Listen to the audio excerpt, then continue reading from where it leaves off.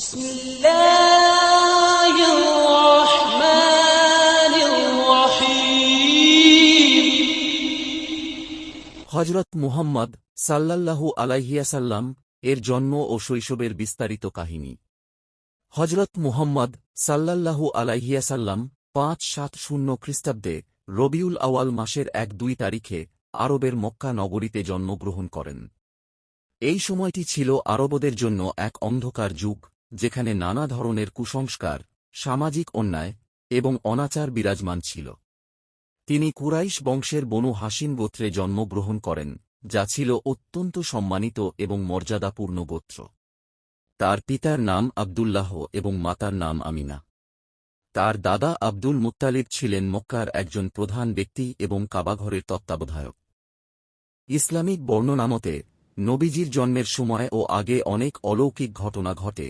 নবীজির জন্মের কিছুদিন আগে ইয়েমেনের শাসক আবরাহা বিশাল হাতির বাহিনী নিয়ে কাবা ঘর ধ্বংস করতে আসে, কিন্তু আল্লাহর হুকুমে ছোট ছোট আবাবিল পাখিরা তাদের উপর পাথর বর্ষণ করে এবং তারা ধ্বংস হয়ে যায়। এই ঘটনা কুরআনের সূরা ফিলে উল্লেখ আছে। আবার মজুসী ধর্মাবলম্বীরা হাজার বছর ধরে যে আগুন পূজা করত, তা নবীজির জন্মের দিন নিজে থেকেই নিভে যায়। নবী সাল্লাল্লাহু আলাইহি ওয়াসাল্লাম জন্মগ্রহণের আগেই তার পিতা আব্দুল্লাহ ইন্তেকাল করেন। তিনি এক ব্যবসায়িক সফরে সিরিয়া যাওয়ার পথে অসুস্থ হয়ে মারা যান। ফলে নবী সাল্লাল্লাহু আলাইহি ওয়াসাল্লাম মাতৃগর্ভে থাকতেই এতিম হয়ে যান। সেই সময় মক্কার ধনী ও সম্ভ্রান্ত পরিবারগুলোর মধ্যে একটি রীতি প্রচলিত ছিল, তারা শিশুদের মরুভূমির বিশুদ্ধ ও নির্মল পরিবেশে বড় করার জন্য দাই মায়েদের কাছে দিত।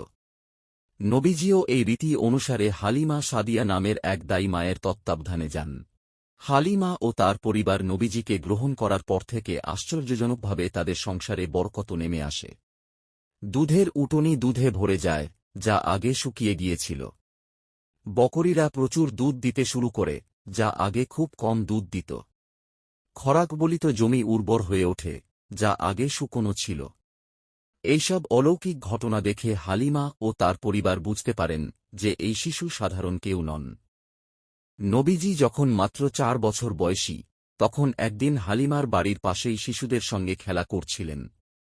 তখন দুজন ফেরেশতা, জিবরাইল ও মিকাইল, তার কাছে আসেন, তাকে ধরেন এবং তার বক্ষ বিদারণ করেন।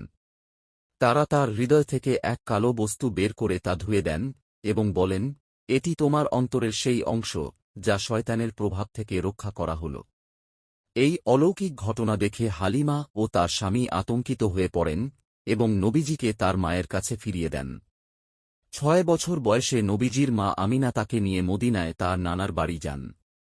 সেখানে ১ মাস থাকার পর ফেরার পথে আবওয়া নামক স্থানে তিনি অসুস্থ হয়ে পড়েন এবং ইন্তেকাল করেন। ফলে নবীজি এতিম হয়ে যান। এরপর দাদা আব্দুল মুত্তালিব তাকে লালন পালন করেন। তিনি নবীজিকে অত্যন্ত ভালোবাসতেন এবং তার যত্ন নিতেন। কিন্তু মাত্র ২ বছর পর, যখন নবীজির বয়স ৮ বছর, তখন তার দাদা ইন্তেকাল করেন। দাদার মৃত্যুর পর নবীজিকে তার চাচা আবু তালিব লালন পালন করেন। আবু তালিব ছিলেন একজন দয়ালু ও মহান ব্যক্তি। তিনি নিজের সন্তানদের থেকেও নবীজিকে বেশি ভালোবাসতেন। তিনি সব সময় নবীজির দেখাশোনা করতেন এবং তাকে কখনোই একা ছেড়ে দিতেন না। নবীজি ছোটবেলা থেকেই অত্যন্ত সততা, ন্যায়পরায়ণতা ও বিশ্বস্ততার জন্য প্রসিদ্ধ ছিলেন। তিনি কখনো মিথ্যা বলতেন না, কারও সঙ্গে অন্যায় করতেন না এবং সবসময় ন্যায়ের পক্ষে থাকতেন। এজন্য মক্কার লোকেরা তাকে আলামিন ও আশ্বাদিক উপাধিতে ভূষিত করেন। নবী মুহাম্মদ সাল্লাল্লাহু আলাইহি ওয়াসাল্লাম এর জন্ম ও শৈশবের জীবন ছিল অনেক চ্যালেঞ্জ ও কষ্টে পূর্ণ। তিনি জন্ম থেকেই এতিম ছিলেন, কিন্তু আল্লাহ তাকে ধাপে ধাপে এমনভাবে লালন পালন করেন যেন তিনি ভবিষ্যতে মানবজাতির জন্য শ্রেষ্ঠ নেতা হতে পারেন।